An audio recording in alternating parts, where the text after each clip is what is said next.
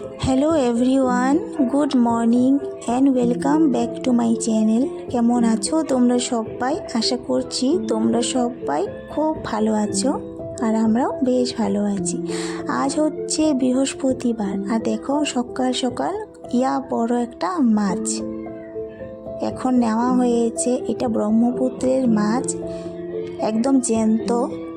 আর দেখো কতটা বড়, কিন্তু দেখতে মনে হচ্ছে অনেক দাম হবে, কিন্তু না, আমাদের এখানে মাছটা সচরাচর পাওয়া যায় আর সব সময় তো আমরা জ্যান্ত মাছই খেয়ে থাকি। আর মাছটার দামও কিন্তু বেশি একটা নয়। তা আমরা তো সবাই খাবো, লোকজন আছে, তাই বড় একটা মাছ। দেখো মা কেটে কুটে দিয়েছে কিন্তু, আর রান্না করছে আমাদের মেজদি জ্যান্ত মাছের ঝোল। মেজদি সবজি টবজি সব মেজদি কেটে রেডি করেছে। আমি ভাত নামিয়েছি আর রান্না করছে মাছ। আর হবে মাছের মাথা দিয়ে একটা মুড়িঘণ্ট হবে, আর হবে মাছের তেল। এদিকে সবজিগুলো যে কেটেছিল আমি একটু ধুয়ে রেডি করে দিচ্ছি। একজন যদি গুছিয়ে গাছিয়ে দেয় তাহলে রান্নাবান্না করতেও ভাল লাগে আর রান্নাগুলো যেন তাড়াতাড়ি হয়ে যায়। আর মেজদি একা একা রান্না করবে সেটা তো হয় না, মেজদি রান্না করুক, তার সাথে আছি আমি। আর মা মায়ের মতো আছে, কিছু একটা করছে হয়তো বাইরে।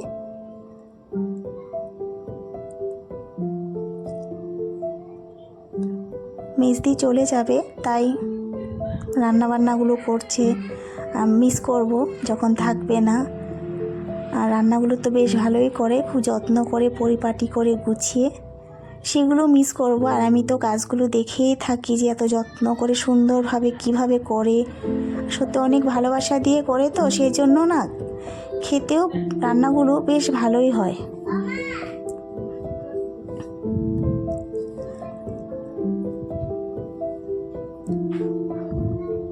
আর আমার ইউটিউব পরিবারকে বলছি, যাই আছে, আমার তো সাবস্ক্রাইবার খুবই সামান্য, সবাইকে বলছি যারা যারা আমার চ্যানেলটাকে এখনও পর্যন্ত সাবস্ক্রাইব করোনি, বলছি আমার চ্যানেলটাকে একটু সাবস্ক্রাইব করে দিয়ে আমাকে একটু সাপোর্ট করো।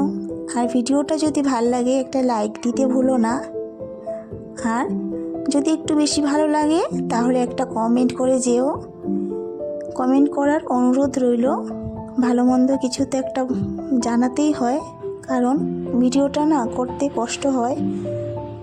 আর হ্যাঁ, আস্তে আস্তে ভিডিওটা ভালো করে দেওয়ার চেষ্টা করব, একসাথে তো আর সব হয়ে উঠছে না। চেষ্টা করছি আগের থেকে একটু ভালো করার, একদিনে তো আর ভালো হবে না। আর তোমাদের কোন দিকটা ভালো লাগে না লাগে জানিও, জানালে না ভাল লাগবে, তাহলে আমি আমার ওই দিকটাকে পরিবর্তন করতে পারবো যে না, এটা আমার ভালো হচ্ছে না, আমি এভাবেই করি। দেখো আমাদের এইদিকে মুড়িঘণ্টটা হয়ে যাচ্ছে। আর মাছ তো অনেকগুলো ছিল, দুবেলা রান্না হবে, তাই মাছের ঝোলটা পাশে বসিয়ে দিয়েছে। বেলাও কিন্তু হয়েছে অনেকটা, দুই দিকে হয়ে যাচ্ছে তরকারিগুলো।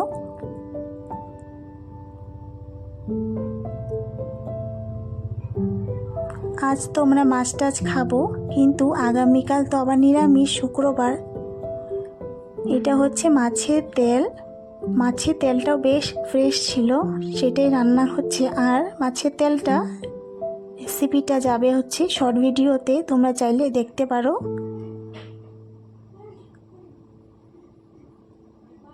মেজদিকে বলছি তুমি আবার চলে গেলে আবার আসবে কবে ঠিক নেই, তো 2 বছর পরে হয়তো আসবে, 1 বছর পরে তো আসবেই না মনে হয়, 2 বছর পরে আসবে। কারণ আগে যখন গিয়েছিল 2 বছর পরে এসছে, তাই বলছি যে 2 বছর পরে হয়তো আসবে। তার জন্য বলছি তুমি একটু ভালো মন্দ আরও রান্না করে খাইয়ে দিয়ে যাও। আর সবাই বেশ পছন্দ করে। আর গুড়িয়া গুনগুন তো বলেই লাভ নেই, পিসিমণি হাতে রান্না এতটাই ভালোবাসে। আর বিশেষ করে মেজদি যে পকোড়াগুলো বানায় সে লোভনীয় আর খুব সুস্বাদু। বাচ্চারা তো এমন একটু পকোড়া খেতে ভালোই বাসে, আর পিসিমণি বানায় আরও বেশি ভালোবাসে খেতে। এই দেখো আমাদের রান্না। আর এটা হচ্ছে মাছের তেল, মাছের ঝোল, একদম জ্যান্ত মাছ। ঝোলটাও বেশ হয়েছিল, লাল লাল ঝোল। আলু ফুলকপি দিয়ে, আলু টমেটো দিয়ে, মটরশুঁটি দিয়ে হয়েছিল। আর এটা হচ্ছে মুড়ি ঘন্ট, মটরশুঁটি আলু গাজর দিয়ে হয়েছিল। সবটাই ভালো হয়েছিল রান্না। আর আমি না কয়দিন থেকে রান্নাগুলো দেখাচ্ছি, কারণ যে মেয়েটা এসছে বাপের বাড়িতে রান্না বান্না করছে, সেটাই ভাবছি না শেয়ার করি। কাজকর্ম তো সবসময় আছে, যখন চলে যাবে তখন না হয় আমি আমারগুলো দেখাবো। এখন যখন মেজদি এসছে তাহলে না হয় ওর সাথে আমি কিভাবে আছি বা আমরা কিভাবে আছি সেটাই না হয় শেয়ার করি। আর মেজদির কাছে তো আবদার রান্নাবান্না করার। এদিকে গুড়িয়া গুনগুন চলে এসছে, ভাত খাইয়ে দিলাম, মাও খেয়ে নিল মেজদিকে নিয়ে। এদিকে আমি খেতে বসলাম। এখন প্রায় 3:30টার কাছাকাছি। তারপর দেখো না, খাওয়া দাওয়া শেষ হয়েছে, তারপর 3 পর জল এসছে। সারাদিন তো এমনিতেই চলে যায় জল টেনে টেনে, তারপর খাওয়া দাওয়ার পরে জল আসে। এদিকে আমাদের না অনেকগুলো বাজার এনেছিল, মা অনেকটা গুছিয়েও রেখেছে। তারপর এগুলো আমি সন্ধেবেলা জায়গা মতো রেখে দিচ্ছি। আমি মুগ ডালটা না আমি হোক আর মাই হই না কেন ভেজে রাখি, তাহলে একদিনে অল্প অল্প করে ভেজে রান্না করার দরকার পড়ে না। একসাথে যদি ভেজে রেখে দিই তাহলে চলে যায়, যখন রান্না করতে আসবো ডাইরেক্ট বসিয়ে দিতে পারি। বাসনগুলো গুছিয়ে রাখি, না হলে যে আবার চায়ের বাসনগুলো ধুবো, রাখতে হবে, তাই গামলাটা খালি করে নিলাম। এদিকে সন্ধেবেলা তো একটু চা না খেলে না হয়। আমরা সবাই চা খেয়ে নেব, মেয়েরা এখনও উঠেনি, তাই মেজদি বলছে আমরা আগে চা খেয়ে নিই, পরে চাউমিন করব।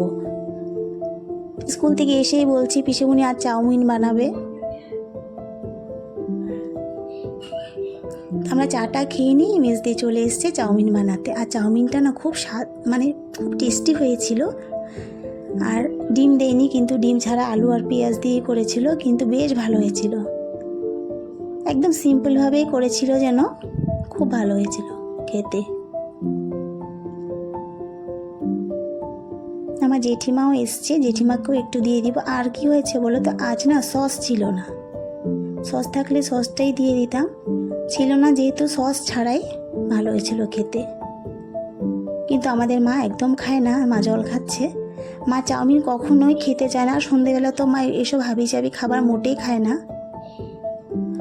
আমরাও খাই না, কখনো কখনো হঠাৎ করে খাই। কিন্তু বাচ্চারা যা বায়না করছিল পিসিমণিকে চাউমিন বানাবে, তাই মেজদি বানিয়েছে।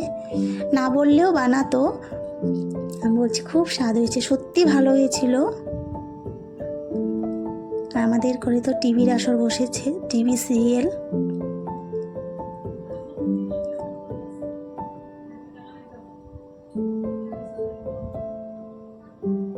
আর ঠান্ডাটা প্রচুর পড়েছে, তাই আমার জেঠিমা একটা হট ওয়াটার ব্যাগ আছে না, সেটা নিয়ে আসে।